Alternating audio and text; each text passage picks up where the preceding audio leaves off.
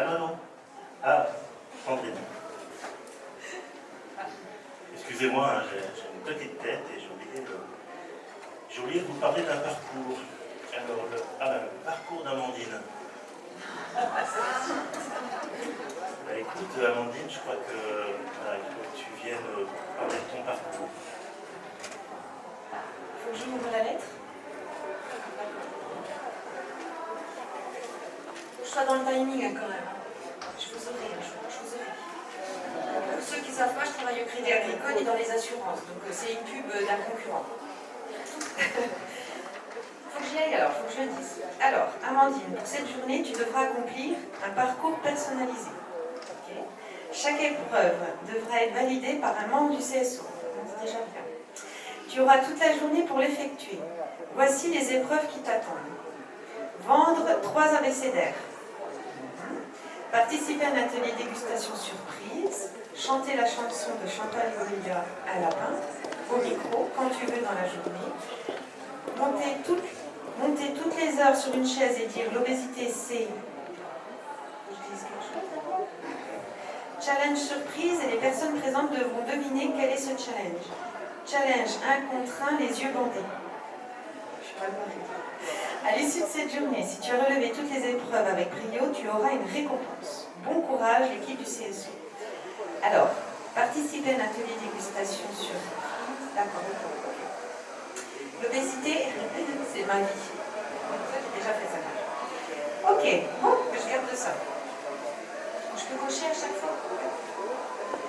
Allez, on continue. Alors, à ce coup-ci, voilà, quand on a le parcours effectivement du milieu médical, les ressources, c'est aussi les associations de patients.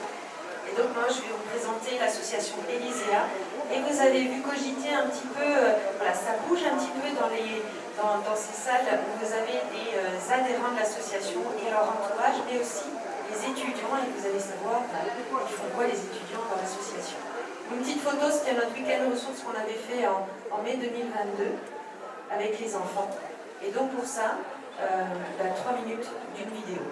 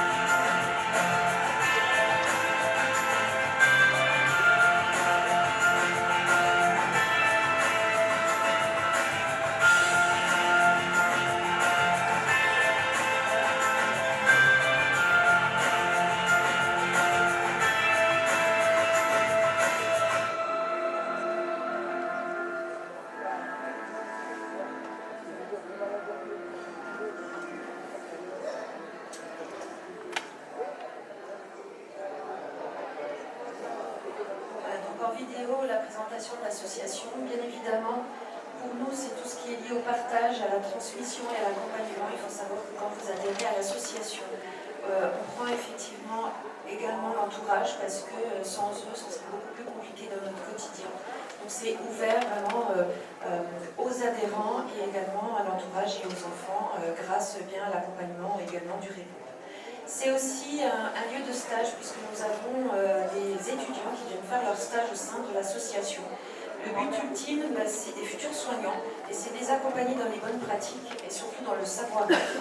Et ils ont quand même pas mal de challenges puisqu'ils sortent un peu de cette zone de confort et passer de l'autre côté du miroir et vivre avec nous en tant que patients pour vraiment se rendre compte du quotidien et axer aussi sur l'amélioration de leur formation en continu. Nous faisons donc des ateliers donc d'équi-coaching, des ateliers autour de l'alimentation, de l'activité physique, du bien-être, de l'estime de soi. Et quand nous avons des possibilités par des organismes extérieurs, nous proposons des webinaires. Donc en fait, soit en présentiel ou en distanciel, c'est aussi le but de se retrouver et de s'informer des dernières nouveautés ou tout simplement de s'informer de l'avancée médicamenteuse qu'on peut avoir aujourd'hui dans la prise en charge de l'obésité. Des projets, comme vous a dit Jérôme, l'association a très peu de moyens, donc on essaye déjà de se faire connaître un maximum, pour que vous puissiez savoir qu'on existe et qu'on a une capacité de vous accompagner et quand vous rencontrez des difficultés, de vous orienter dans le réseau obésité s'il y a des besoins, ainsi que des professionnels dans le milieu libéral. Donc là, le dimanche 9 octobre, nous serons sur Rigné, où nous aurons donc notre vélo smoothie. Le fait est de faire vraiment passer un message sur bien manger, bien bouger pour sa santé, mais aussi savoir ce que l'association est en capacité de faire. Le loto, alors il paraît qu'on cartonne. Les personnes qui viennent au loto, dès qu'ils voient Elisea, ils sont à fond. C'est à peu près 350 personnes. Alors il faut aimer le loto. Mais on sait faire de super crêpes.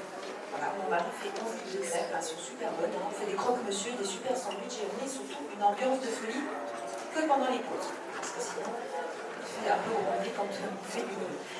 Les fameux projets 2023, ça sera en fonction des capacités, ça sera en fonction du nombre de bénévoles et en fonction de l'aspect financier. Donc on refait un loto, parce que les lotos c'est ce qui nous permet de gagner de l'argent et de nous faire, de nous faire connaître.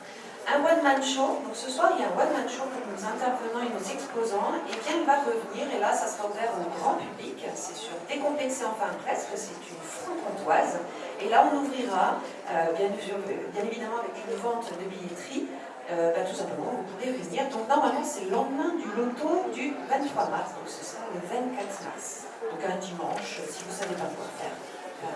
Avec les enfants et les adolescents, puisqu'aujourd'hui, leur estime de soi et leur image corporelle, avec ce qu'on voit sur les réseaux sociaux et les influenceurs, eh bien, ça leur permet d'avoir une certaine réflexion. Et nous, en tant que parents, de pouvoir les accompagner aujourd'hui, parce que c'est aussi très important dans leur développement personnel. Les journées ressources adultes-enfants, donc c'est passer des journées ensemble avec différents ateliers autour de la diététique, l'activité physique tout en restant dans le plaisir. Et puis des journées, on espère pouvoir le faire, parce qu'on devait le faire en 2019, c'est Jeune Juliette. Donc c'est le harcèlement à l'école lié au physique, et faire une table ronde, parce que il y a des personnes, des jeunes de 13 ans qui se sont suicidés suite au climat de leurs camarades, du fait de leur physique. Donc voilà, on veut faire intervenir des parents, la gendarmerie, pour vraiment sensibiliser sur le harcèlement. Et tout ça, on verra avec le REPO pour effectivement travailler là-dessus. La création de livres Histoire de vie, donc, que je vous invite à rencontrer, qui sont au village exposant, où là on va travailler sur le double regard soignant-soigné, mais aussi sur ma propre histoire de vie à un instant T, en tant que personne souffrant d'obésité, de surpoids par rapport au regard des autres, peu importe au niveau des soignants ou autres. Et ce seront des livres qui pourront être vendus au profit de l'association. Et là, c'est vraiment, on est sur le terrain, on est sur la réalité des choses. Quand on a une association de patients, on a des personnes qui développent un petit peu leurs ressources, qui aimeraient aller plus loin dans cette démarche-là. Donc, comme je vous expliquais, j'ai eu la chance de faire un diplôme universitaire d'éducation thérapeutique du patient, où je suis patient expert formateur. Donc, le but, c'est de former les professionnels de santé sur leurs bonnes pratiques, ce qu'on appelle la posture verbale et la posture non verbale, c'est quelque chose qui est important. Mais également de pouvoir intervenir dans des maisons médicales, dans des centres de formation en continu pour sensibiliser, mais de mon regard de patient expert. Donc dans la maladie chronique, mais malgré tout assez spécialisée dans l'obésité et la chirurgie de l'obésité, puisque j'ai bénéficié d'une chirurgie de l'obésité il y a 11 ans et demi.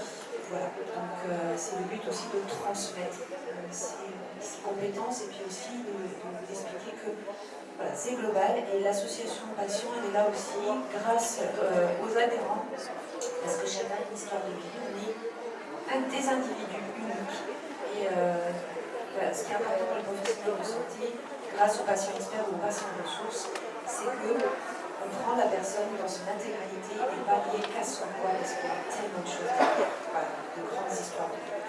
Donc voilà l'association ISEA, qui est au stand, n'hésitez pas voilà, à les rencontrer, à pouvoir échanger librement, professionnels, étudiants et patients, on est là pour vous accueillir.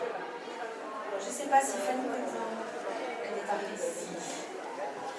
Merci à tous les deux. On vous retrouve, donc n'hésitez pas à les rencontrer. Ils ont les tables rondes où vous pouvez échanger avec eux. Vous avez aussi le village exposant. Et là, on va recevoir Fanny Cotin.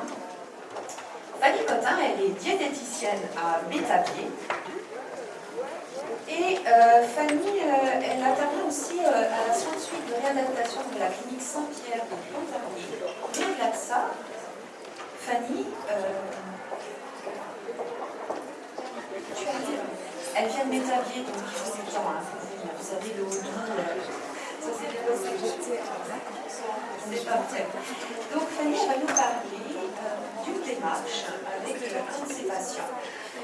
La relation soignant-patient au-delà du verdict, thérapeutique, est-ce que tu peux nous en dire plus?